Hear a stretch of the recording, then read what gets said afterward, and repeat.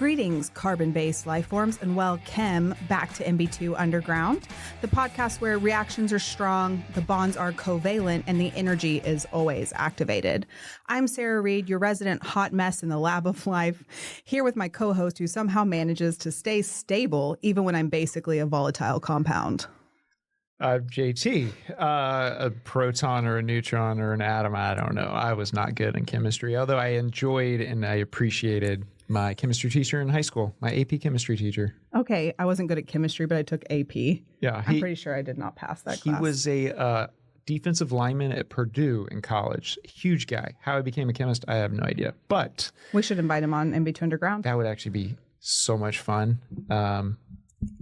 We'll have to put that on the list. Yeah, I'll put it on the list. So our guest today, I say this with just about every guest. I'm excited to. Yeah, it'd be weird to be like, eh. Yeah, it's like, no, but I'm excited to have our guest on today. I've shared some bourbon with this guy. You and me both. I don't know that we've talked a ton about his backstory, so that's what I look forward to getting into because I think it's pretty cool. So today on the podcast, we have Dr. Matt Walker, who's MB2 Partner. He has 3 practices and partnered with MB2 in 2019.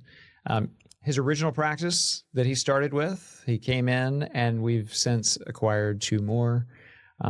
I am going to go out on a limb, Sarah, and say that his family is pretty well covered when it comes to dental hygiene, considering virtually everybody in his immediate and extended family are dentists. Mm-hmm. Though I do think he probably wonders if a clerical error in college kind of landed him where he is today. So without further delay, welcome, Dr. Walker. Hey guys, this welcome. is fun. Thanks for being here. Thank you. So I got to ask first question out of the gate, and this is for everybody. Oh God. What was your GPA in college? Your graduating GPA? It was about a 3.5. 3.5? What about you, Sarah? 3.9. Dang. Well, I never claimed to be the smartest. That's right. I was After my first semester, I made a 4.0 every other semester. So I did that later in my college. I think I was like 3.4, 3.5. Like yeah. I hit some classes like geology. I'm like, what am I going to do with geology? Like I'm a finance guy. Give me some numbers. When I got into the numbers, it was good. Yeah. But so Sarah alluded to chemistry. I don't know if you picked up on that. I did, and I clearly didn't understand any of that. I don't know if you bonded with that statement. You've got a story from college about like you thought you failed chemistry or you did real poor? No, I did fail chemistry. Okay. Yeah, it's just the professor didn't seem to know it. Yeah, so, I guess fate is fate, and all the chemistry references, which, you'll know why I didn't understand them here quickly. So I had decided to be pre-dental when I discovered that my first choice, which was fisheries and wildlife biology, they were actually cutting back jobs. Right. And having grown up with school teachers as parents, I thought, the government worker thing's not...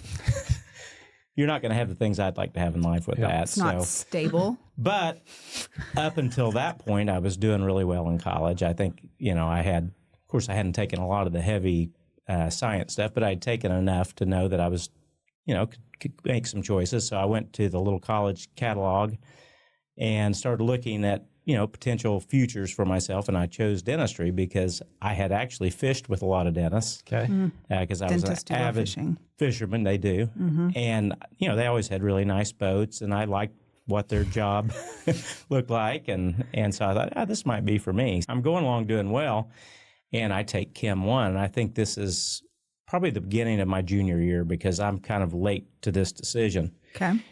And I'm, at this point, I'm trying my hardest and doing well and everything. But honestly, and everyone likes to blame their professor, but I literally got the worst Chem 1 professor I think that ever existed. Okay. And that's saying something. I wonder what his Rate My Teacher reviews would say.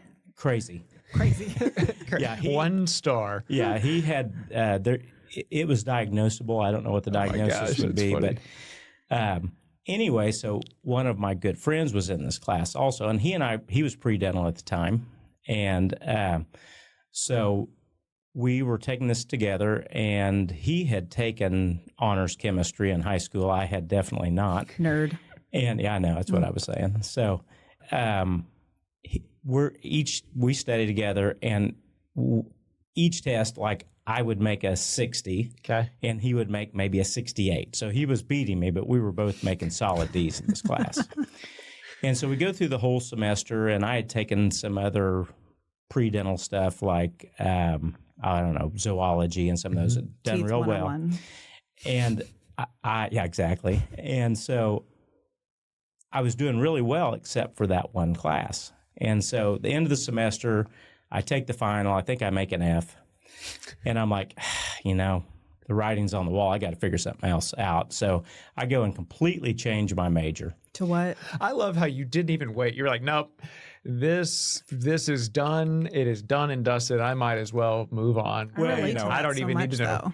You got to cut your losses at some point. guess. But, an F in chemistry, that doesn't bode well for your future pre-dental. So what you're did you probably change your major to? I think it was like something miserable, like industrial management. I don't even know what that is. And Okay. yeah, so anyway, I changed my major, changed all my classes, and then I believe back then you didn't, get grades right off the bat. Yeah. You had to actually wait for them to come in the mail. Did they come in the mail? Could you call in too?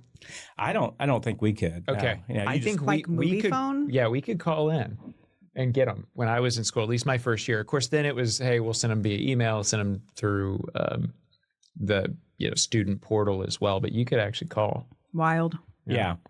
So anyway, I don't know if it was the day school started or maybe the day after I got my grades. Well, I made a 4-point.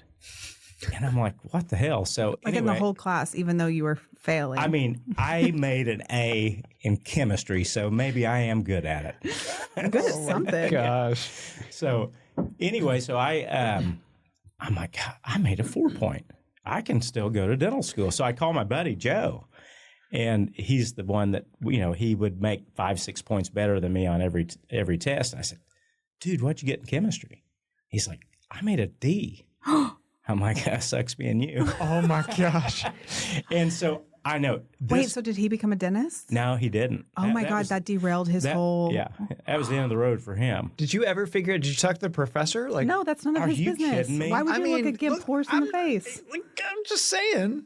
Do you call the IRS when they don't charge you enough in taxes? Yeah, Or, JT. When it comes to the IRS, you might be like, hey guys, I'd rather not be in jail. You thank the good 10 Lord years, above and you go on to dental fair. school. That's fair. Yeah. So anyway, I immediately, class had already started. I changed my JK. major back. And by the way, in Chem 2, I made 105%. So Okay. take that, Sarah. There you Okay, go. wait. There you go. I know I'm overly invested in Joe, but what did he go on to do? So, well, I know Joe's not listening. We only reach, 2 or 3 million people on this podcast? 2 Something or like 3 that? maybe, Okay, yes. Yeah, so maybe he's not listening. He owns an Edward Jones Oh, nice. Oh, he's fine. investment. Yeah, Okay. He did fine. He's a smart guy. Yeah. But He's a numbers guy like me. I didn't do well in geology, Yeah. but I was okay in accounting and finance. So. yeah, so he took his path. But I believe that luck and fate play a role in life. Yeah. And anyone that says otherwise, I don't know, they haven't lived much. Mm-hmm. And so since then, it's really been a dream journey for me. And Well, yeah, you go on to dental school and then immediately out of dental school, you go into ownership, correct? When I was did. reading the notes, I didn't see that you were an associate ever. I never was. I have to tell you a little story about getting into dental school. So Okay. Tell you what, that's a great thing for this podcast, stories. Okay, I've got one for you. So, several things happen. What really, honestly, made me get interested in dentistry is my cousin came to college at Northeastern State University, which is in the town where I grew up in my first practice, and the one downtown that still is. Tahlequah. Yeah, so that's my They have a hometown, college? and there was a college there, and my whole family taught at that university. Huh. And anyway, so my cousin Stephen comes, to go to college there, and he's pre-dental. And he's pre-dental because his uncle is an endodontist who ends up being my mentor. I mentioned that to you all, Dr. Denny Southard. And he is on the Uncle Denny scholarship.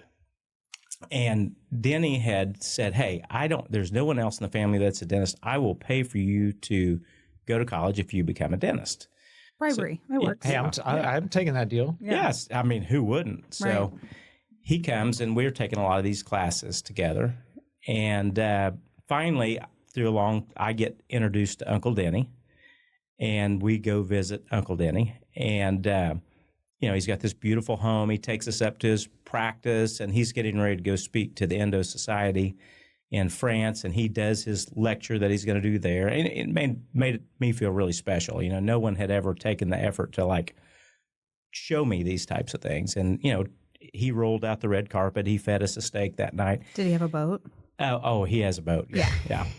That's what did it. Hey, for those not watching on YouTube, Dr. Walker's face just lit up, and it was one of those he not only has a boat, he has a substantial boat. Yes. So he and I still spend a lot of time at the lake together. That's cool. And by the way, he owns a company called Daddy Hinkle's, best meat marinade on the planet. So he fed us a Daddy Hinkle steak, which that was the very beginning of this company, Daddy Hinkle's.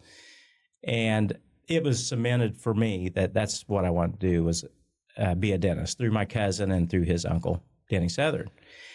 And Denny helped me all the way, wrote my letters for dental school. I worked in his office as an assistant, and that just fed my love for dentistry. But I'm taking the pre-dental courses. I apply the first time, I don't get in, and I was absolutely crushed. And my wife Anna and I got married that summer.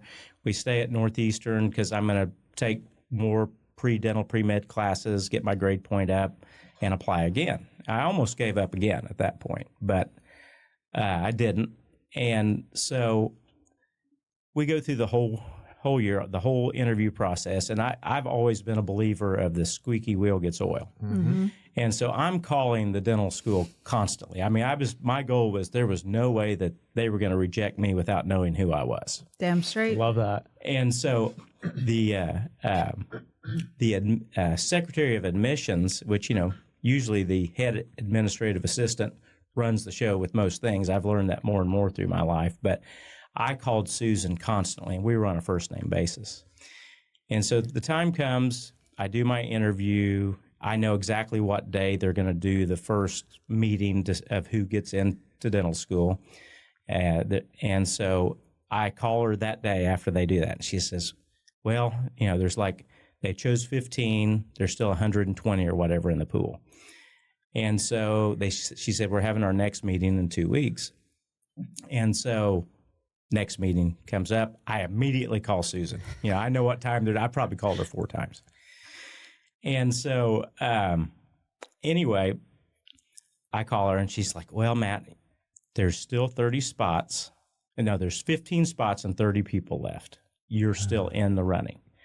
And she said, the next meeting's in 2 weeks. It's on this day. I will call you as soon as it's done. You said, bet I'll call you first. Yeah, no kidding. Yeah. Well, you won't get that chance, sister. And by this time, Ann and I, we're in our first year of marriage, and it was a great year. That whole day, I'm on pins and needles.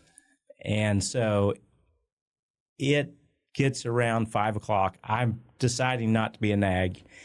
And so 5 o'clock comes, and finally I just give up. And I tell Anna, I said, Anna, it's been a stressful day. I'm going to go for a jog. And so I go for a jog. I said, but if that phone rings, please do not miss the call.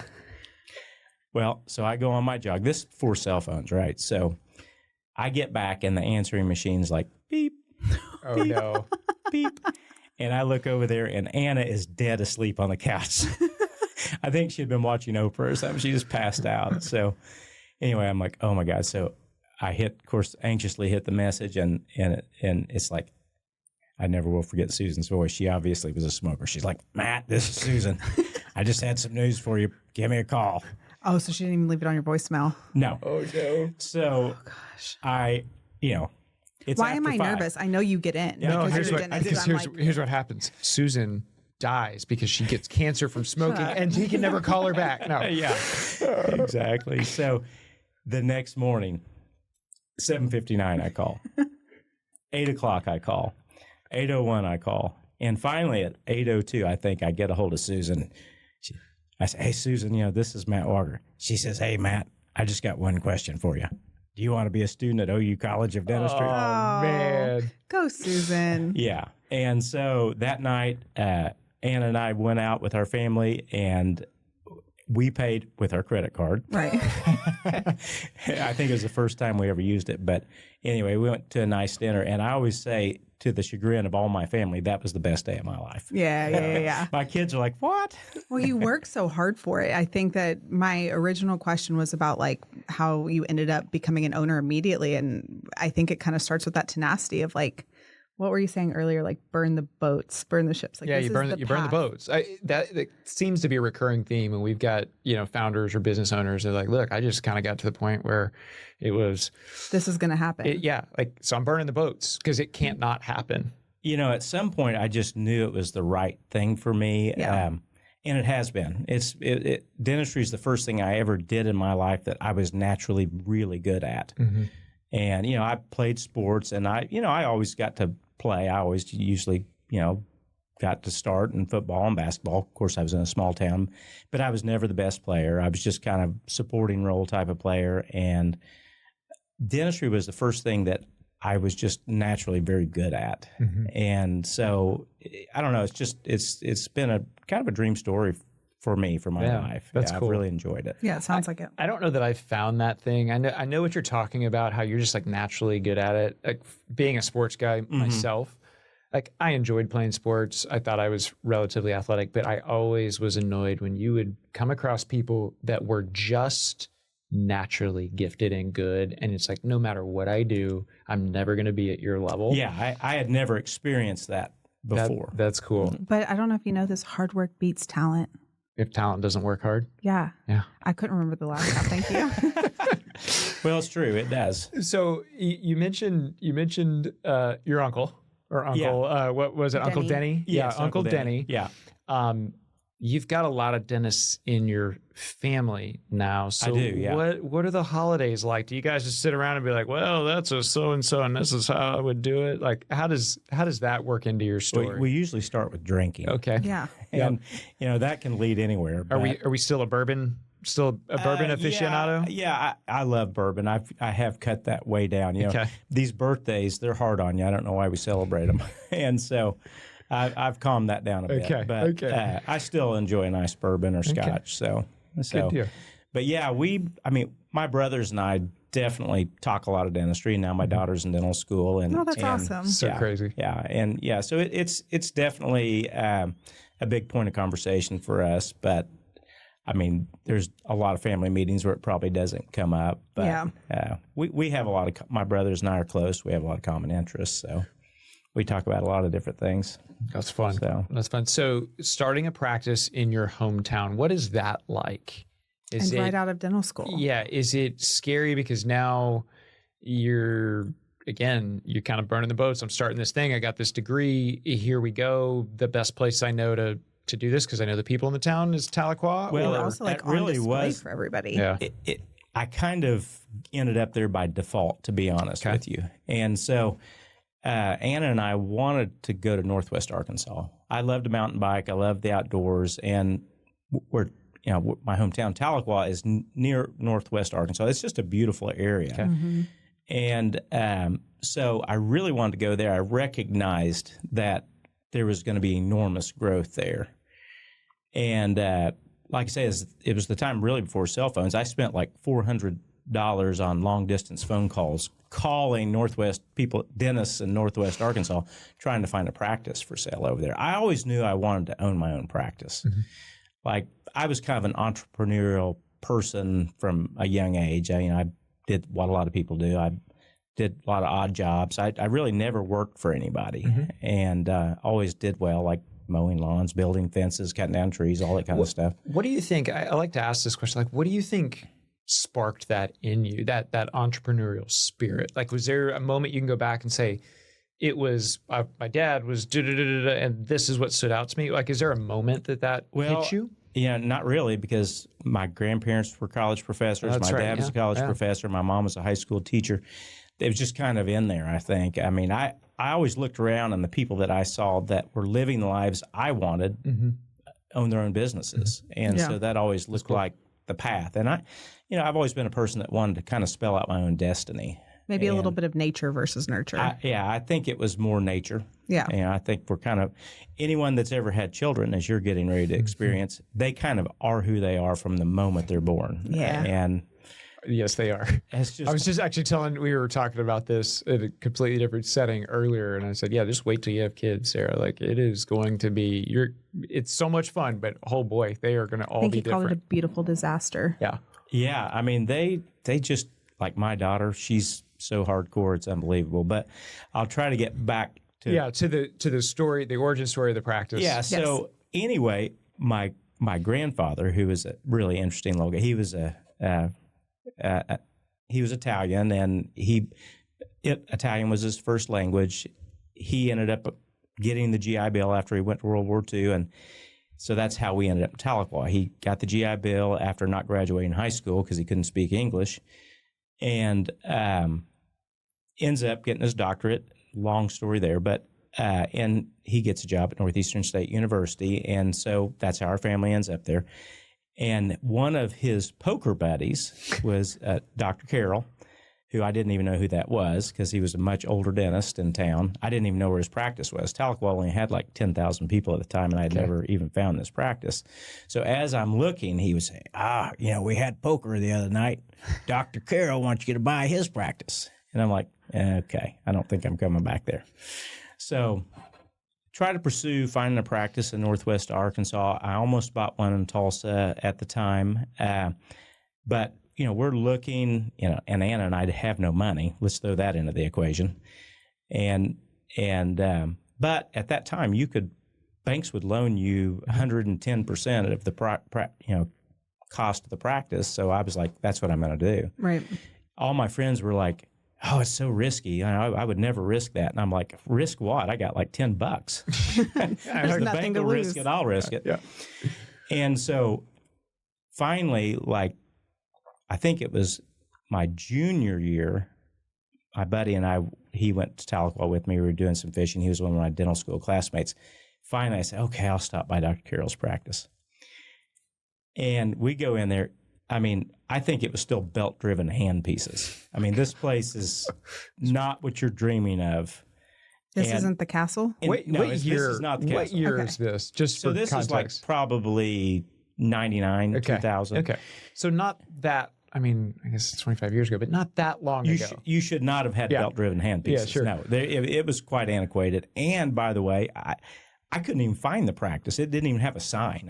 I drove by this bland building like 25 times. Old and I'm like, school. I guess that's it. Is this a dental practice or a speakeasy? Exactly. What is this? Exactly. So we go check it out. And I was like, we walk out of there and I tell my buddy, I'm like, what idiot would buy this shithole?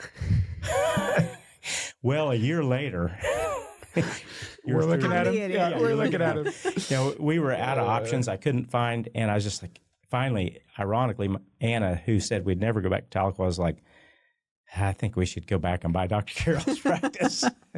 And so we did. And, we had it was a big building. He sold me the building for like $90,000 and the building and the practice for $50,000. So $140,000, I was all in. And then I borrowed a couple $100,000 to remodel. Mm-hmm. There were other businesses in there because it's a pretty good sized building. So we made a makeshift office on one side of the building, and literally my reception desk was a folding table. And that's true. And for 3 months we couldn't take any insurance, so it was just all cash stuff. And so we remodeled one side and worked out of this makeshift office on the other side. And what was crazy is I think my first month there, we did like $40,000. Wow. And I was like, hey, I think this might work. With a card table up front, 40 grand, doing something right. Yeah. So, and then, I had remodeled that entire building and ended up being a 6-operatory office. And by the time we were done with it, it was really nice. Then my brother my brother Andrew had already gone to dental school. Okay. And after he had said he would never do that, but where are you in the I'm the order? oldest. Okay. I'm the oldest. So I was the first dentist in the family. Okay. So you answered that very quickly. They can all blame me. And my middle brother does. But anyway, I kind of lost where I was going. No, with you're that. good. Sorry. So you just redid the building. Andrew's in dental school. It was 6 so ops. Yep. Andrew's in dental school, then John goes to dental school. John had been working as an assistant for me, and then he was the nighttime janitor, which we called him the janitor. Oh, I love a pun. That's great. Yeah. And so when he got out of dental school, that practice wasn't going to be big enough. And then we built, the one that everyone calls the castle there. The castle. Yeah, in Tahlequah. You graduate dental school, you spend quite a bit of time trying to figure out what's going to be your first business venture. Mm-hmm. You end up back in your hometown Right. in a practice that's, as you would say, antiquated. Mm-hmm. And you have now gone from graduating dental school as a dentist to being a businessman as well. What would you say was like the best mistake you made in those early days? The thing that you probably screwed up, because especially when you're learning, you're making mistakes, but that you look back and go, thank God I messed that up when I did, because it helped me get on the path I needed to be on. Well, one thing is just taking things so personally. Yeah. I mean, so, and I think as dentists, we have a tendency to do that. I think that's where a lot of the stress comes in dentistry. Like, not everyone's going to like you. Mm-hmm. And Speak for yourself. yeah. And also, everything you do is not going to be perfect. I mean, that's all of our goal, right? And we want to do a fantastic job. But in the beginning, anything that didn't go perfect, or any patient that came in, let's say, didn't trust me or whatever, I would just take it so personally, and it would really, hurt. And so finally, I'm like, I'm not going to enjoy my life very much if I take this job this level of personally. Yeah, that's huge. You got to give you got to give things 100% and then leave it on the table and go home and really forget about it. You need to spend your time with your family and your friends and enjoy your life, and then I think you're a better dentist or better anything, whatever you choose to be. Right. But in the beginning, because it was my hometown and it was a lot of people that I'd known my whole life, money is a complicating factor in all things in life. Ain't it though? It is. I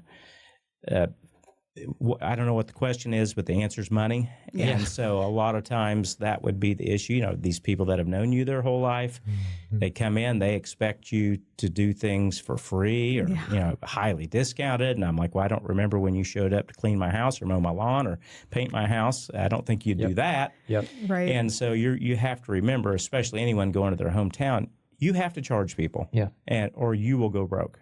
Because if you do dentistry for free, you did not do it for free. You wrote a check. Paid for it. You paid for it because, as we know in this business, there's a lot of overhead.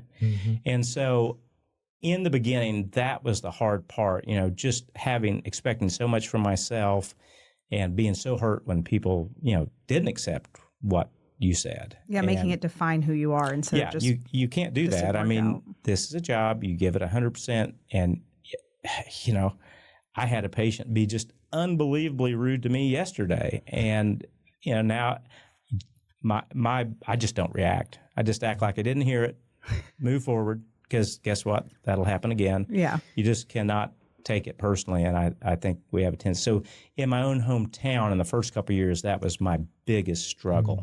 Was that? I think honestly, that's a takeaway anybody can have. But man, being in your hometown, like you were I can imagine you're constantly faced with that, which makes that even a larger proposition. But Oh, for sure. Yeah. So that was the biggest challenge, I would say. So how did you know it was time to go build a castle or buy a castle? I don't really know my how that brother, goes. John, had gone to janitor. The janitor had gone to dental school, and he wanted to come back and practice with me. And so we needed more room. And the practice had been, really unbelievably prosperous from the very beginning. I think a lot of that was really willing to do everything. Yeah. I see dentists limit themselves. Well, I'm not going to do this. I'm not going to do that. You need to do what your patients need done. If that's pediatric dentistry, which I did mountains of at the time because no one else in the town was really doing that then. Endo, extractions. I always think it's kind of funny. I don't want to hurt anyone's feelings, but I always think it's funny when dentists are like, I don't do extractions, but I want to do implants. Well, you need to know how to do surgery. do A both. plus B. Come on. Yeah. So I think, just be willing to do that. And so we grew really, really fast. And by the time John came in, when we just needed more room. And so we built a 10 operatory practice there. And I was trying to tie into some architecture in Tahlequah, which, like a lot of Oklahoma towns, is difficult to do. And the most defining architecture we had in town was Seminary Hall, which is the original building for Northeastern State University. And it kind of looks like a castle. Okay. And so with the architect, I said, I want to tie into the theme of the campus. And so he designed this building. I loved it.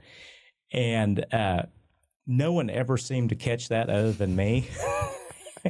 and the president of the college, he was a patient. Yeah. He was like, I think that's awesome. But anyway, it became the castle. I did not, I hated that. But anyway, yeah, I missed the mark on that. But it goes to show you. It stands out. It stands out, and that works. You overcorrected from the first building that didn't have signage. Totally overcorrected. But I'm telling you, it worked unbelievably, and it just continued to grow. We had a lot of Aggies in MB2, and it's funny because I went to school there. I'm an Aggie. My two college roommates and I used to laugh about the campus at A&M. And as you're telling this story, we're like, wow, we tied into the building that was the original, administrative building at the campus. At A&M, it would just be tan brick. Like, we laugh about how ugly the buildings are, and they've gotten better over time. But I'm thinking, well, gosh, if you're in College Station, it'd just be a tan brick building, and you'd look at it and be like, this is less than remarkable. Like, the castle's going to be a nice touch, a much nicer touch than I do want to throw a little plug for Tahlequah, since I'm desperately looking for an associate there. Okay.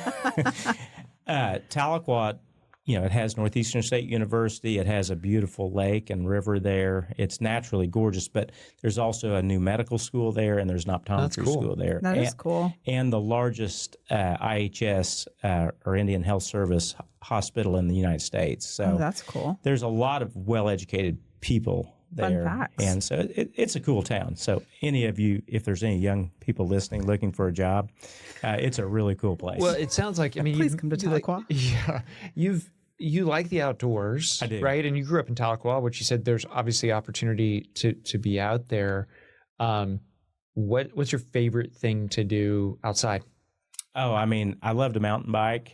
Spent a lot of time doing that. Both my brothers are avid mountain bikers. What's the coolest mountain that you've ever biked? Well, actually, Bentonville, Arkansas. Okay. Northwest Arkansas. The Walton family are all mountain bikers, and they have, I don't know how many hundreds of millions they've poured into the cycling community there, and it's epic mountain biking. I think for them it's called a drop in the bucket. It is. They don't care. They're like, how do we make our small town the coolest ever? And they've done all those things. I feel like y'all just started speaking a different language, but that's okay. Walton? The Walton family? It's fine. Walmart. So, yeah. Oh. Yeah. Drop in the bucket. Walmart money. Big money. Yeah. Yeah, they're only like in the top 10 richest people in the world or in America. Like they only like probably like 6 of the 10 spots. Yeah, like it's ridiculous. Yeah, but we digress. The more you know. They've done well. So Tahlequah is awesome. Outdoors there are awesome. Mountain biking is a love. I do a lot of fishing. Now I don't live there anymore. That's kind of the interesting part of our story is at. I think it was 13, 14 years ago, we moved to Tulsa, main reason being to put our kids in Catholic school there. Mm-hmm. And then I commuted back and forth, for 10 years, and it's about an hour and 15-minute drive. That was pretty hard because that practice is extremely busy. I'd work till, 6 o'clock or later and then drive home, and so it'd be 7:15. We also have an apartment upstairs in case you need it. I do. That's true. I remember. And, we used that, and that was helpful. And, of course, my mom lived there, so I'd go stay with her some. But anyway, so we moved our kids into school there, and then we ended up moving. And so I commuted during that period of time. Now, was that when you guys moved, when did you start thinking expanding about thinking about adding practices? Because I mentioned in the intro you've added 2 more since I have, Tahlequah. One just recently. So so the first time I became aware of MB2 was I went to, I think it's the Dykema conference. They they're a law firm that helps with DSOs, and the keynote speaker was Dr. V. And the reason I was there is because I had grouped with a few people, and we were looking at starting our own small DSO. And I had already decided, I'm tired of commuting. I'm going to buy a practice or two in Tulsa and kind of start down that road. And then when I heard Dr. V, I became interested in that. I mean, I was like, this guy's sharp, and what they're doing is really cool. And I thought that might work for me. And so that kind of that's cool led into my partnership with MB2. That's cool. And then you have downtown, right? Mm-hmm. And how did you know it was time to take on location number 2? Well, I found a practice that I thought would work for me in Tulsa. Okay. I like a bigger facility. Mm-hmm. I think you need lots of ops to really have the opportunity to be successful. I wanted one that's on a busy street, and so there aren't that many practices by that description that come up for sale. But what the office Utica that I bought next, that I actually work in currently, the doctor that owned that, we got connected in a couple of ways. The doctor that owned that, his son is a dentist here in Dallas and lives in the same neighborhood as Puckett. Oh, wow. That's funny. And so that was kind of how that happened. And so Puckett calls me about it at the exact same time. The doctor that owned the practice before me used one of the same labs I did. And of course, you know the people in the lab, you know them well. Mm-hmm. And so he had kind of told Dr. Hinkle, who owned the practice before me, he's like, Is that Daddy Hinkle? different. So how many Hinkles are there? Was it Daddy Hinkle or did I make that up? No, you're right. You're dead on right. So is this Hinkle Daddy or a different one? So Dr. Hinkle and Dr. Denny Southard were in the same class. Okay. And they're distant relatives. That's why that Hinkle name.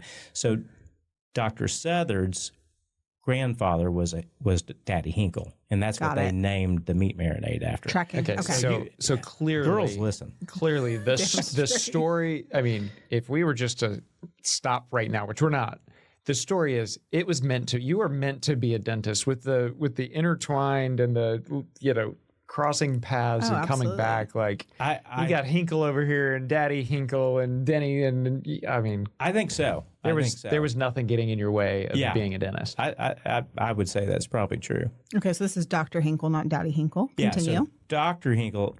So between Puckett being neighbors with his son, and then also our lab that we shared, they kind of put us together, and I was like, yeah, this practice is right.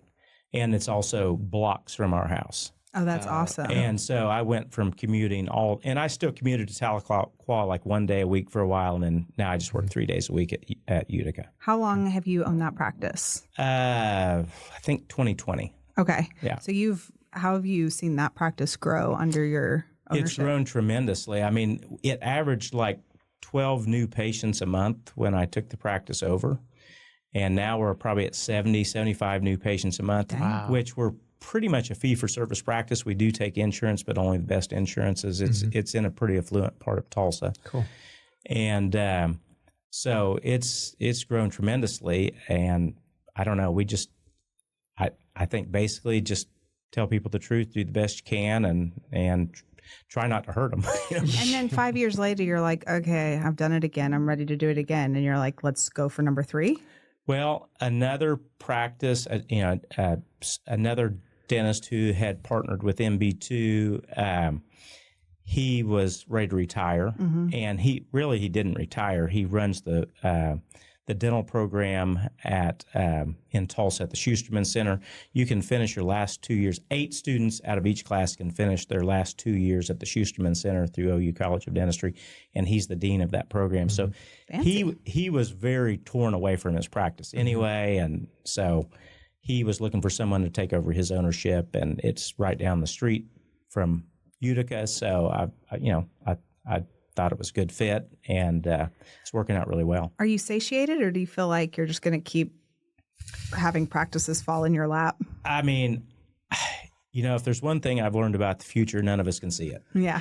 And so I'll roll with what comes my way.